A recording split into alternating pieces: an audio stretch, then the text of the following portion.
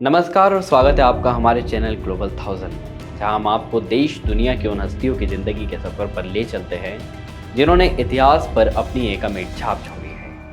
आज की कहानी में हम आपको एशिया के पहले ग्रैंड मास्टर के बारे में बताएंगे, जो हर चुनौतियों को पार कर बने शतरंज के जीनियस और जाने गए मास्टर सुल्तान के नाम से।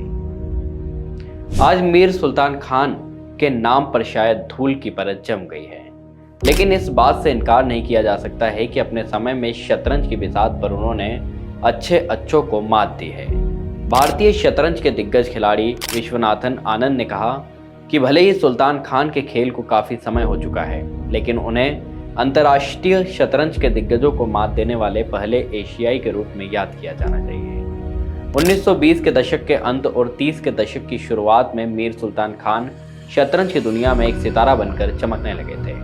5 साल के अपने अंतर्राष्ट्रीय करियर में सुल्तान ने 1929, 1932 और 1933 में प्रतिष्ठित ब्रिटिश शतरंज चैंपियनशिप जीती और अकीबा रुबिनस्टीन, सालोफ्लोहर, जोस राउल कैम्पाब्लांका और सेविली टार्टकोवर सहित खेल के व्हाइट मास्टर्स को मात दी।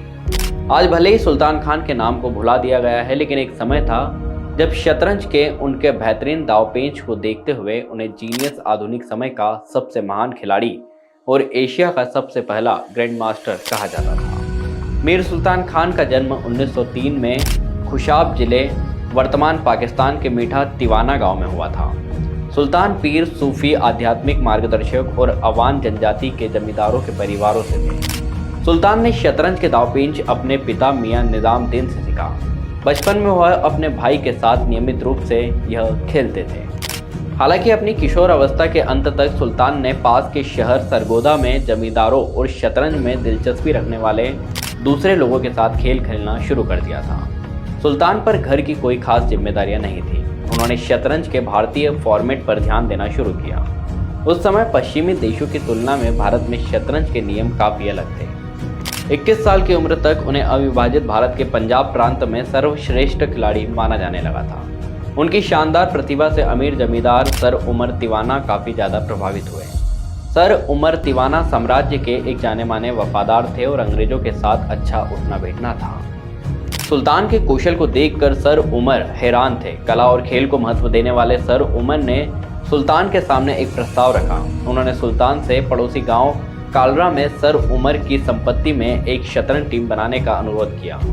इसके बदले सुल्तान को हर महीने कुछ पैसे, बोर्ड और रहने के लिए जगह देने की पेशकश की गई। सर उमर की संपत्ति पर ट्रेनिंग करते हुए सुल्तान ने 1928 की ऑल इंडिया शतरंज चैंपियनशिप में भाग लिया, जहां उन्होंने 9 मैचों में केवल आधा अंक गिराकर शानदार प्रदर्शन के साथ जीत हासिल की। अगले वर्ष सर उमर सुल्तान को लंदन ले गए, जहां उन्हें इंपीरियल शतरंज क्लब के सदस्य के रूप में शामिल किया गया। यहीं पर उन्होंने पश्चिमी देशों में शतरंज खेलने के तरीके और नियम को जाना व सीखा। पश्चिम देशों में शतरंज खेलने के नियम भारतीय रूप में काफ़ी अलग थे। यहाँ यह भी गौर करने वाली बात है कि उस समय शतरंज अमीर लोगों का खेल था। किसी खिलाड़ी को टूर्नामेंट में भाग लेने के लिए क्लब की सदस्यता लेनी पड़ती थी, जिसकी फीस भी काफ़ी महंगी होती थी। पश्चिमी देशों के नियमों के अनुसार खेल में सीमित अनुभव होने के बावजूद सुल्तान जिस साल इंग्लैंड पहुँचे, उसी साल उन्होंने राम सगेट में आयोजित ब्रिटिश शतरंज चैंपियनशिप जीत ली। उस समय दुनिया का एक बड़ा हिस्सा ब्रिटिश साम्राज्य के अधीन था, इसलिए इस विशेष टूर्नामेंट ने विश्व चैंपियनशिप का दर्जा हासिल किया था। इस जीत के बाद पूरे यूनाइटेड किंगडम और यूरोप से उनके पास खेलने का निमंत्रण आया। हालांकि उन्होंने मई 1930 में यूरोप जाने से पहले नवंबर 1929 में एक बार घर जाने का फैसला किया। इसके बाद जब वो 1930 में यूरोप गए तो उन्होंने स्कारबोरो टूर्नामेंट, हैम्बर्ग ओलंपियाड और लीज टूर्नामेंट सहित कई टूर्नामेंटों में भाग लिया। इन टूर्नामेंट्स में उनके सबसे बड़े प्रतिद्वंदी बेल्जियम के शतरंज मास्टर विक्टर सोल्टनबीफ थे। 30 दिसंबर 1930 को सुल्तान ने इंग्लैंड में 11वें हेस्टिंग्स क्रिसमस शतरंज महोत्सव में उस समय के चैंपियन जोस राउल कैम्पाब्लांका के खिलाफ अपनी सबसे बड़ी जीत दर्ज की थी। जोस राउल कैम्पाब्लांका क्यूबा के एक प्रतिभाशाली खिलाड़ी थे, जो 1921 और 1927 के बीच विश्व शतरंज चैंपियन रहे और उन्हें अब तक के सबसे महान शतरंज खिलाड़ियों में से एक माना जाता है। सुल्तान ने कुछ शानदार रणनीति अपनाते हुए उन्हें खेल में हराया था। कई साल बाद सुल्तान से मिलने पर कैम्पाब्लांका ने लिखा ऐसी परिस्थितियों में भी वह एक चैंपियन बनने में सफल रहे, यह बताता है कि वह शतरंज के जीनियस है। इसके अगले साल सुल्तान ने पोलिश फ्रांसीसी शतरंज मास्टर सेविली टाटाकोवर को भी 12 गेम मैच में हराया, जो 6-5-5 पर खत्म हुआ।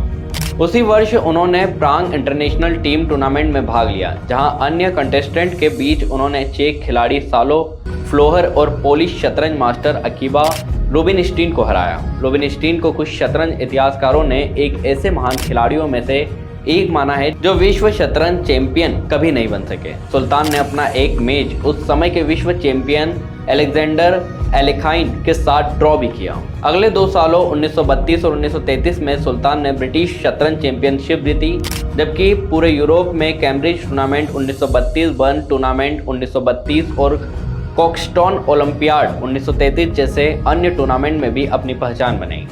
एक शतरंज खिलाड़ी के रूप में सुल्तान की ताकत मिडिल गेम और एंड गेम में मानी गई।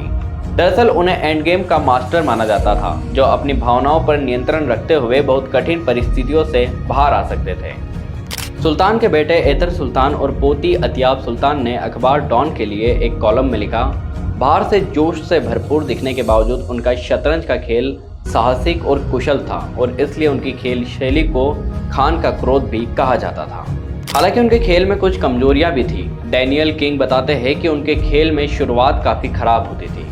इसका मुख्य कारण यह भी था कि वह पश्चिमी शतरंज खेलते हुए बड़े नहीं हुए। हालांकि उन्होंने काफ़ी कुछ समझने की कोशिश की और कुछ ओपनिंग सीखी। सुल्तान विविधताएं नहीं बल्कि सिस्टम खेलते थे और कभी कभी उन्होंने शुरुआत में ही भयानक गलतियां की। साल 1933 की शुरुआत तक सर उमर ने भारतीय प्रतिनिधियों और ब्रिटिश साम्राज्य के बीच गोलमेज सम्मेलनों में भाग लेने के बाद सुल्तान के साथ महाद्वीप छोड़ दिया था। सर उमर अब अपनी यूरोपीय यात्राओं पर नहीं जा रहे थे। सुल्तान के पास महाद्वीप की यात्रा और टूर्नामेंट की फीस देने के लिए इतने पैसे और संसाधन भी नहीं थे। हालांकि एतर सुल्तान और अतियाब ने अपने कॉलम में लिखा है कि सुल्तान ने अपना बाकी का जीवन अपने पुश्तैनी खेतों में खेती करते हुए बिताया। लेकिन द ट्रिब्यून की एक रिपोर्ट कुछ और ही कहती है। 6 सितंबर 2020 को प्रकाशित रिपोर्ट में द ट्रिब्यून अखबार के आर्काइव का हवाला देते हुए कहा गया कि मिस्टर सुल्तान खान 1940 तक सक्रिय थे। समाचार रिपोर्टों में कहा गया है कि उन्होंने ब्रिटेन में नाम बनाने के बाद मुंबई आकर 40 खिलाड़ियों के साथ एक साथ मैच खेले और अन्य रिपोर्ट में कहा गया कि उन्होंने 20 खिलाड़ियों के खिलाफ सिमूल टूर्नामेंट खेले और सभी गेम जीते। वह टूर्नामेंट फरवरी 1940 में डेरा इस्माइल खान में आयोजित किया गया था। खान ने अपने इस कारनामे के लिए गवर्नर्स ट्रॉफी भी जीती थी। विभाजन के समय सुल्तान ने वर्तमान पाकिस्तान में रहने का फैसला किया, जहां उनकी पत्नी और 5 बेटों और उनके 6 बच्चों का परिवार रहता था। 1966 में सरगोदा में उनका निधन हो गया और भगवाल में उनकी संपत्ति पर उन्हें दफनाया गया। लेकिन वह अपने पीछे जो विरासत छोड़ गए वह काफ़ी असाधारण है। भले ही शतरंज की ऐतिहासिक रेटिंग की गणना करने वाले chessmetrics.com ने सुल्तान को दुनिया में नंबर 6 के रूप में स्थान दिया, लेकिन FIDE के वैश्विक शतरंज अधिकारी उन्हें भूल गए। 1950 में विश्व शतरंज शासी निकाय FIDE ने रिटायर्ड शतरंज दिग्गजों के विशिष्ट करियर को मान्यता देने के लिए अंतर्राष्ट्रीय ग्रैंड मास्टर और अंतर्राष्ट्रीय मास्टर के खिताब से सम्मानित किया, जबकि रुबिनस्टीन और टाटकोवर को ग्रैंड मास्टर का टाइटल मिला, लेकिन सुल्तान को कहीं भी जगह नहीं मिली।